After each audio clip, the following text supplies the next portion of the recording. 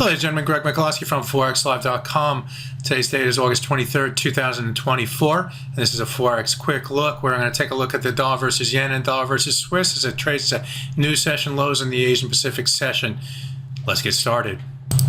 It's good to be back in the saddle after a successful hip replacement surgery over the last week or so, and that has we saw that the U.S. dollar move lower.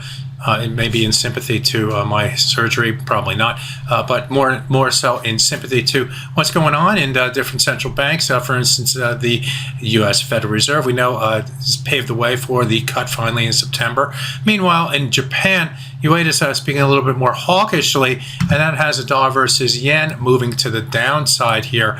When we take a look at the hourly chart, what we can notice over the last, trading last week and actually going back to the prior week, the price has been trading below these moving averages through here, at least, but trading below at least one of those moving averages. In this case, the 200 broke above the 200-hour moving average, but stayed below the 100-hour moving average. Over here, the 100-hour moving average had moved below that level, but so we moved above it, that blue line right here, but stayed below the green line, the 200-hour moving average. On Friday, the price high also stalled against the Thursday's high through here. Again, this is the hourly chart, and the market rotated to the downside off of the Fed chair comments. And trading here today, the price has made another jump to the downside here, breaking below this swing area between 144.038 and 144.447. That swing area is defined by a number of different swing lows going back in time to this area right through here, and again last week right through here where we bounced higher.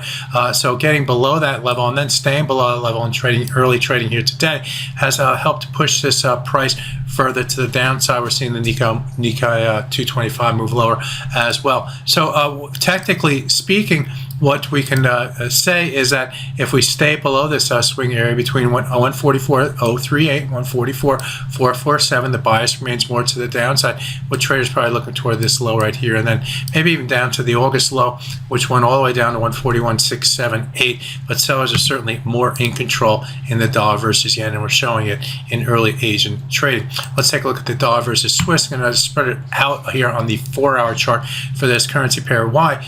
Because if we look at it, the price low right here is entering into this swing area that goes all the way back to December and January of last year and early this year. That swing area defined by these little swing lows and swing highs through here after the market extended to the low price right through here.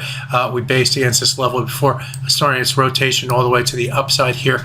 It was in trading a few weeks ago that the price did extend below this swing area, but it was only brief, and the price rotated back to the upside, coming up toward the 50% midpoint of this last move to the downside and finding willing sellers against that level. Not last week, but the week before. More selling last week on the dollar selling, and that is continued in trading here today off the 4-hour chart.